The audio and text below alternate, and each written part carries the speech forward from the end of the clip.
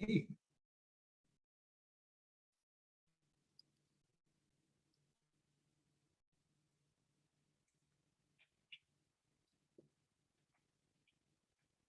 Good afternoon, I'm Dennis Galucki.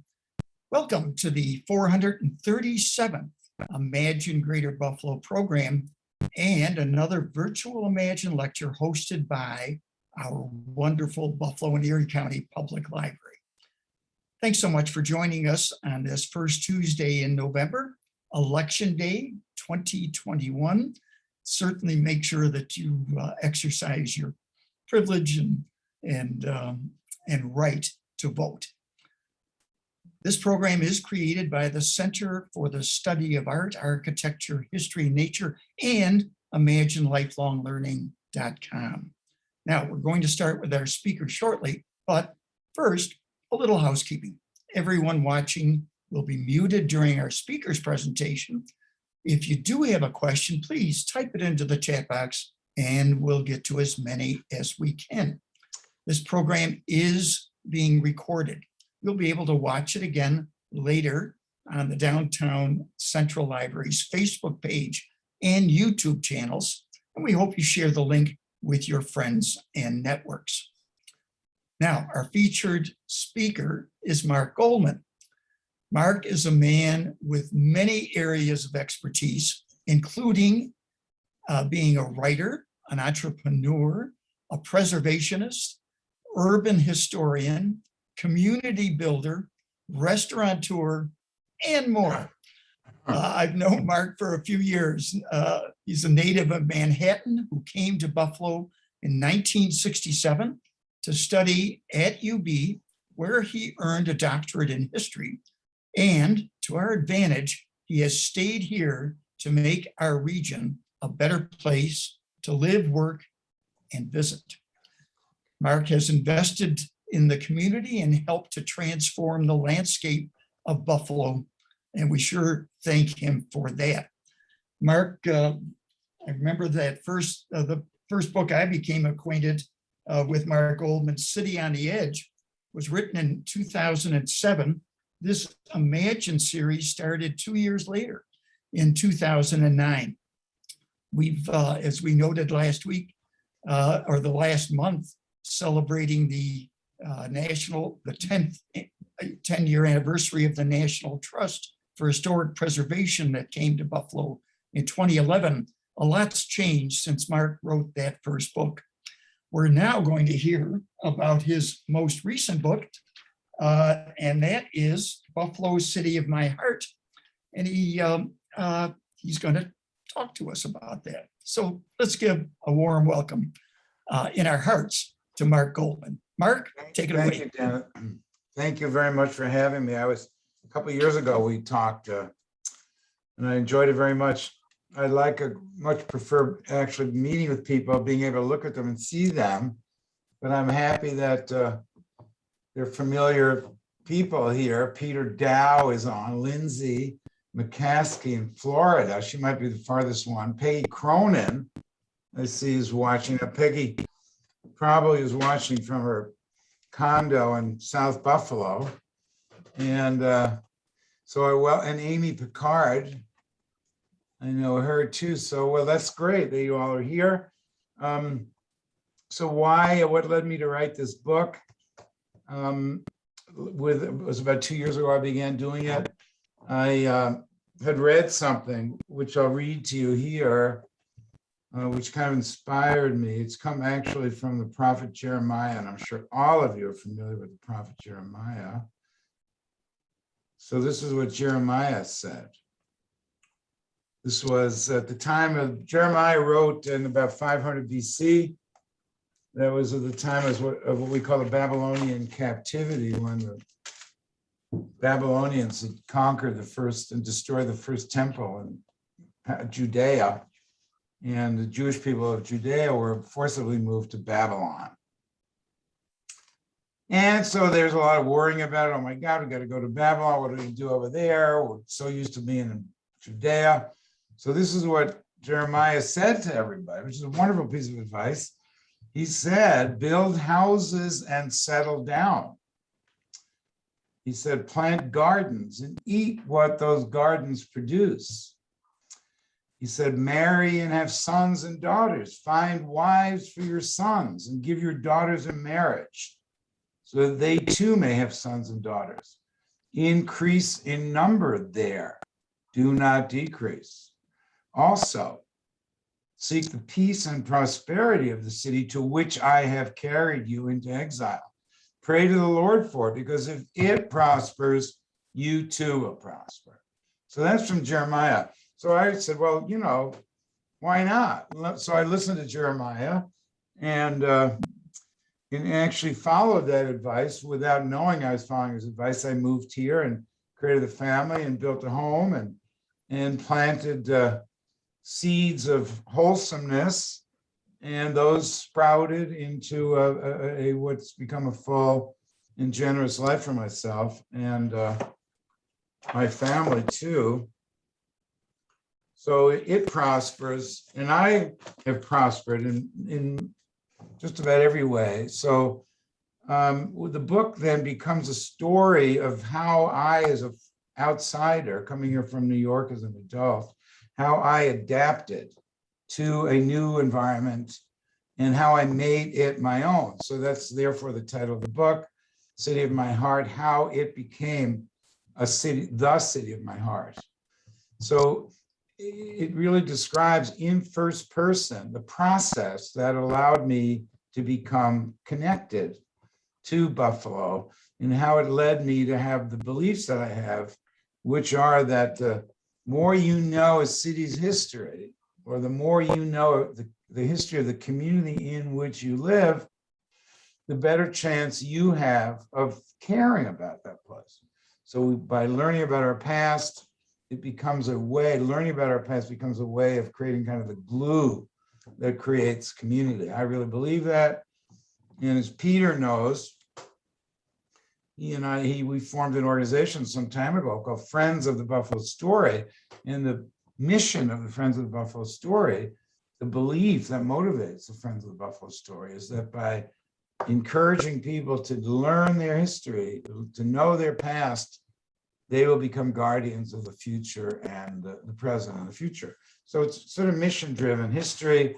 It's a first-person account, and it follows chronologically from the time I got here in '67.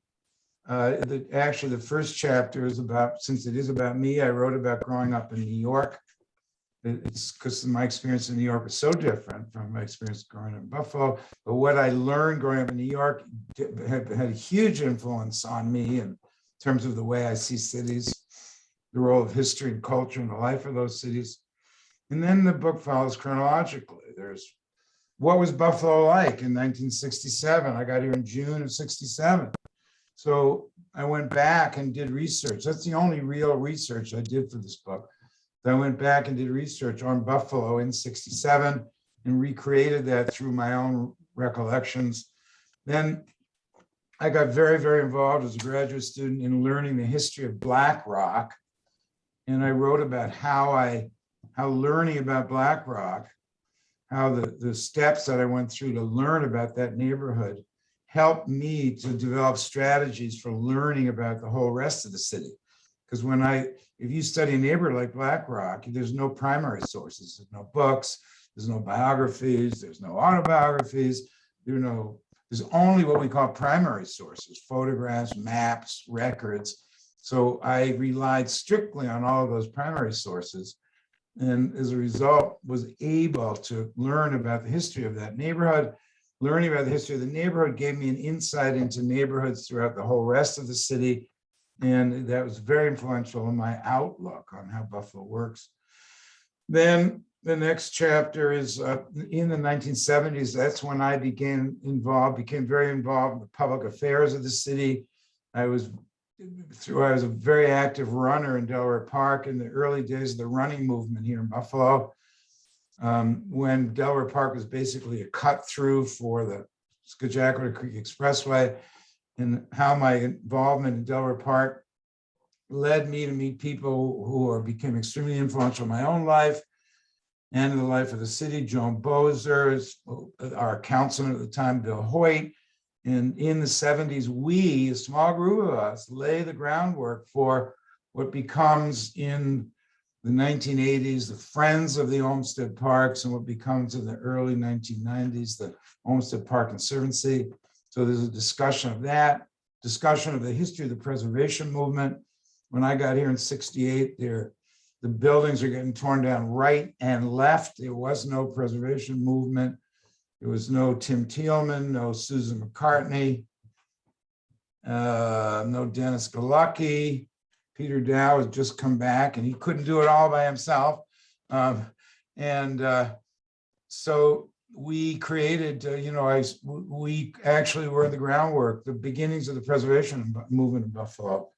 And I write about that. I write about the early days. I got very involved in Harold Cohen's work at the School of Architecture in the 1970s, the creation, the notion that Buffalo can be a laboratory for the study of urban issues. Then, so it goes on. There's a whole chapter. I studied the school desegregation movement in Buffalo in an earlier book that I wrote called City on the Lake, and I recapitulated that because of my relationship with federal judge John Curtin. It's a very informative, very influential relationship for me. And I came to know Judge Curtin, Gene Reville, Joe Murray, and all of those wonderful school administrators who worked so hard to create in the 1980s an integrated school system. Then there's a chapter, as many of you know, I went in 1988, bought an old building in downtown Buffalo. It had been falling apart. And I saw a little handwritten sign on the window. It said, interested in this building called Charlie. And that was the Calumet building. I called him. He said, what? Nobody's called me in months. You gotta be kidding me. So I tell the story here of how I acquired that building for virtually no money down and how I proceeded to create in there the Calumet Arts Cafe. There's a whole piece on my relationship with the O'Neills. I don't know if you folks remember this, but Josephine Hogan and Vincent O'Neill had no home until we found one for them in the Calumet, and that's where we created the Irish Classical Theater Company. They were there 5 years until they moved to the Andrews Theater on Main Street. There's a chapter called What Would Grandma Rosie Do? And Grandma Rosie was my grandmother, who, like everybody's grandmother, had common sense wisdom. This is a chapter about misguided urban development. And there are a couple of battles that we discuss in this chapter. One is the convention center struggle in 2000. The other is, of course, the issue over the canal terminus and then the Bass Pro. I got very, very involved, as, of course, my wonderful friend and colleague Peter, who's on the phone here. He did 2 in the Bass Pro thing. And I remember turning to Larry Quinn, who was the piñata in the, there are a lot of piñatas in the Bass Pro project where he was number 1. I turned around, I said, Larry, would your grandmother really want to build Bass Pro? And he turned to me and said, you know, I don't think she would. I said, well, there, neither would mine. So the name of this chapter is What Would Grandma Rosie Do? The idea is if you want to know what to do, go ask your grandmother. Then there's a chapter on heritage and history and how heritage helps people build building blocks of community. There's a lot I wrote here on a wonderful group that I'm involved with, a group of Italian-American men and women, the Preniente group, who for the past 10 years have done unbelievable work in preserving the heritage of the Sicilian-American community of Buffalo. There's a chapter on the work we did at the WASH Project, not a chapter, but a piece. Again, the subject is what role does history and the uncovering of our heritage play in creating the building blocks of community? There's a chapter here on, I spent months in South Buffalo, met wonderful people. White up there among them is Peggy Cronin. And the chapter is called Discovering the Power of Faith, Family, and Friendship.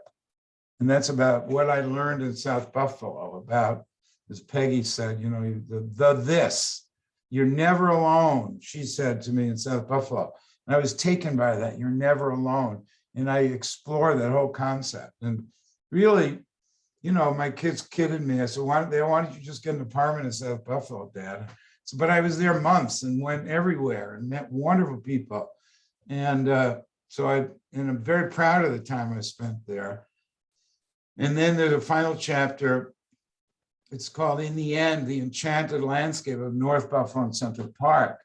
And this again in the first person. My kids moved my daughter and her two kids and husband moved to Central Park neighborhood. It was through them and their daily meanderings in the neighborhood that I learned about this place and the power of community and the power of family and faith there. I got very involved in youth baseball over there, and there's a chapter on, not a chapter, part of this chapter is the role that Shoshone Little League Baseball plays in the life of these children. There's a piece on the Catholic churches of Central Park and the role that they have played. And then the final chapter is an epilogue, which I wrote. We were supposed to come out with this in September 2020. Of course, the pandemic interrupted it. So I wrote a chapter on Buffalo in the spring of 2020. And it's very, during the early days, I was driving around all over in Hurdle Avenue. There is on the North Park, I don't know how many of you saw, you see that? That's the marquee of the Hurdle Avenue of North Park. And it says, always look on the bright side of life, stay strong, Buffalo. And I took that photograph in March of 2020. And that was so inspirational to me. And that it's that wholesomeness, to use my wonderful friend Lindsay is listening on here, and that's one of her words is wholesomeness. And that's the approach that I took in this chapter, is how the community rebuilds in the face of not only the pandemic, but the challenge to race relations that we faced then. So it's a very, it's an upbeat book. Here's what we wrote in the back. It's romantic and fused with hope. It doesn't deny the painful pages of our history, but it hopes to inspire faith in ourselves and our community. And this is what I wrote here, and I really believe this. I want this book, Mark says, to water the wholesome, to help us hold on to hope and the promise of tomorrow. So that's the book. That it reveals me and my faith in positivity and watering the wholesome. So that's it. What else? We're done. Did anybody hear that? And we certainly did, Mark, and I wanted you to spend as much time describing that book and connect all the dots. You really were there at the beginning of many movements that we almost take for granted now. We're always around. Yeah, absolutely. And I mean, I sort of feel a little bit like Zelig in this, but the fact is I was there at a lot of it. I mean, I was at UB, just finished my graduate work, and I was teaching a course in Buffalo. People, what do you mean teaching a course in Buffalo? Who wants to take a course in Buffalo? There's no books, no photographs, no nothing. So I created a tour that we took the students all around. One of the people who went on the tour was Harold Cohn, who was new to Buffalo, the founder of the School of Architecture.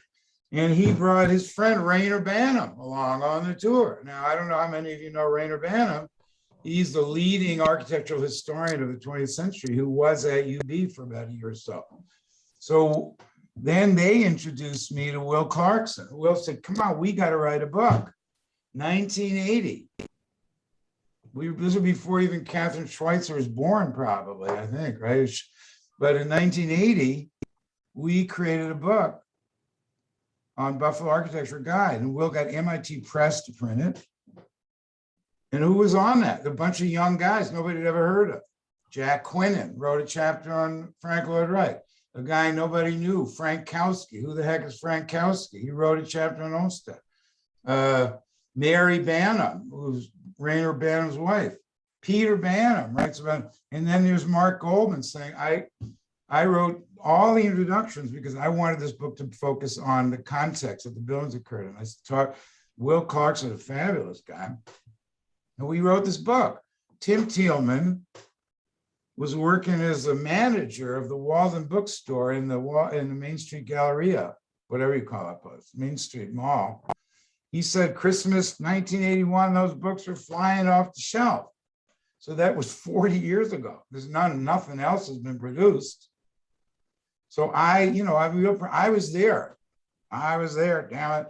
And so I taught a course with Rainer Banham on Will Clarkson, wonderful guy, very influential guy. Came from Canada, he owned graphic control. So in the building, the headquarters, is maybe nobody knows this, was what is now called Larkin. I mean, nobody calls it Larkinville. Howard Zemsky was still slicing salami in New York somewhere. And but there's Mark Goldman, Rainer Banham, teaching a course in the graphic controls building about those buildings. I mean, it's 40 years before anybody heard of Larkinville or Paula's Donuts or all the stuff they got down there now. So I'm kind of proud, and you can tell about this, having been there. I was there when, the Delaware Park Steering Committee, we got involved because we were running in Delaware Park. And when you run, you dodge traffic, and there was nothing but cars on that ring road. They were going 30 miles an hour. So we created a movement with Bill Hoyt, the father of Sam Hoyt. Bill was a councilman, the first councilman in Buffalo who really cared about parks and who cared about preservation. So we got involved with him. Joni Kahn, who's still around. Bette Blom, unfortunately quite ill, lives in Maine though. And of course, the absolutely invaluable Joan Bozer, who just celebrated her 90th birthday. We went to Mayor Mikowski, and Bill said, look, for $25,000, we'll do a master plan for Delaware Park. I mean, who the hell even thought about Delaware Park at the time? Nobody thought. I mean, nothing. So we got that. Then that became the basis of the Friends of the Olmsted Conservancy. And so, I was lucky, and I, was interested. And so I was there, and it was fun. So it was great. So there you go. Just gotta follow Jeremiah. That's all. Anybody has any idea, any doubts? You wake up in the morning, what should I do? Read Jeremiah. That's planting our roots deep in history, Yeah. and in wisdom, very much so. Melissa, do we have any questions at all from our audience? We do have a few questions. Let's hear them. So the first question is, Mark, what is your favorite thing about living here? The relationships I've made with people, without a doubt, no doubt. I see one just came up now, Irene Sipos, Peter Dow, Lindsay McCaskey. I don't know. Oh, Peggy Cronin.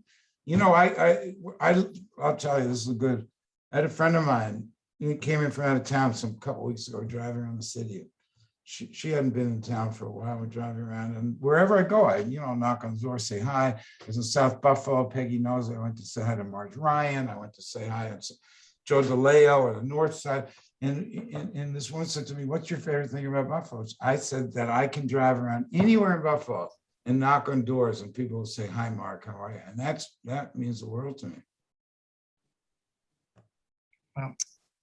Another question, it is, of course, election day. So without selecting one candidate over another, do you feel our local leaders are taking care to preserve buildings, create jobs, and make Buffalo a better place to live? I do, yes. And then there are just a couple of nice comments calling you a gem and saying that this is a very enlightening program. And thank you. Thank you. Well, Dennis, thank you so much.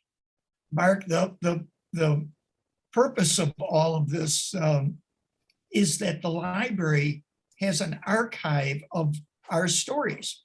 And there's 430, over 435 stories that we've accumulated in the last, since 2009, December. So almost 12 years. And yours is a cornerstone foundational story to our time in Buffalo. You were celebrating 200 years of Erie County, obviously, this year. And our time, we're somewhat of age mates. It's been an interesting contribution. We read about the glory years, and yet we were experiencing that downward population Right. slide from 1950 on. You know what would be 580,000. really, I don't mean to interrupt, but I know we're running out of time. You have, you know, I've sort of taken myself to a certain extent out of public affairs. I just, you know, enough is enough. I have other things I want to do. I occasionally get involved. But you know, 20 years ago, I couldn't do that because there was nobody else doing anything. I couldn't, Yeah. Mark couldn't go home because there was nobody else to care about. I mean, there are a few, but you have no idea. But in 2000, how we didn't understand how cities work. We didn't know about urbanism.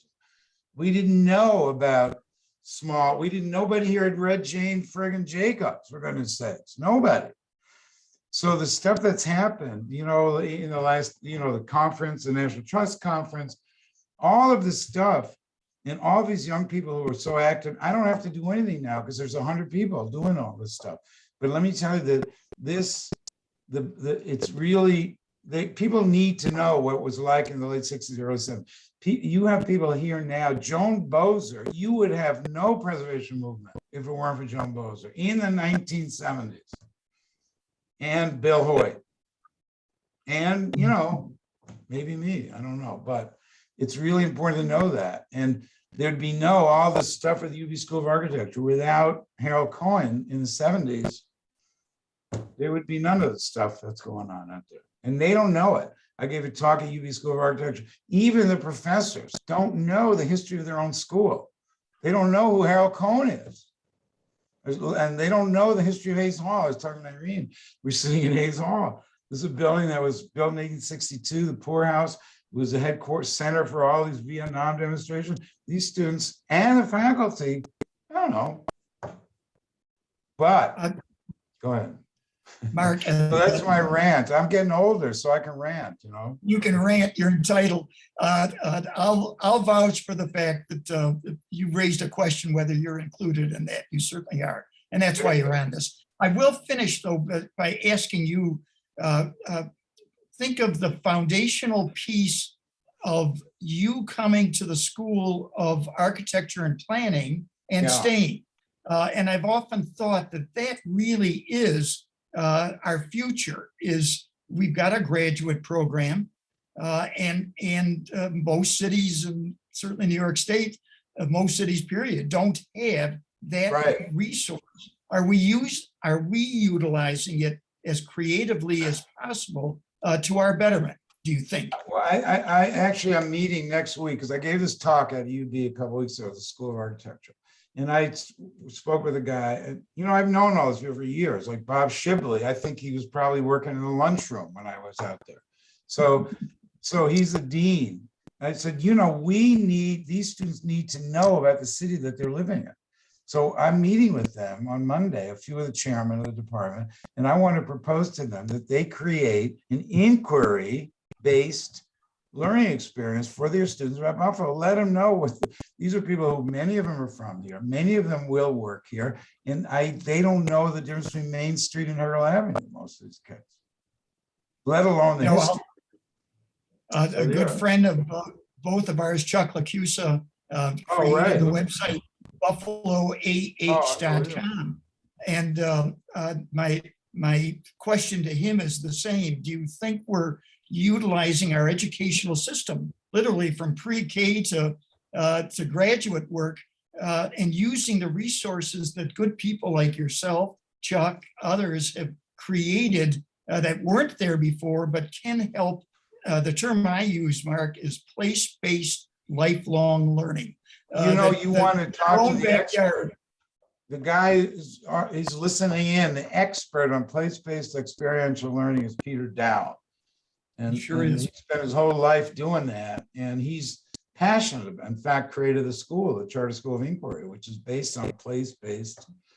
You know, when he teaches science over there, he has the kids go out and look at trees, you know, so that's what we need to do with our built environment. Get those architecture students out and look at a built environment.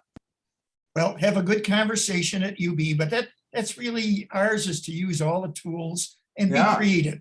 And that's the first Tuesday of the month, I stress art and creativity.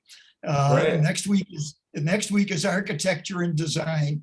And that's how we'll wrap it up. You've added, I'm going to certainly promote as best as I can that this archived link Right. at the library that has all these programs, and especially this one. Mark, you've done a great job. Dennis, and thank you so much. It's a pleasure.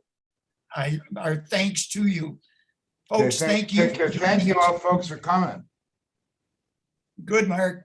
Bye. And thank you, folks, for Oh, my joining us pleasure. today.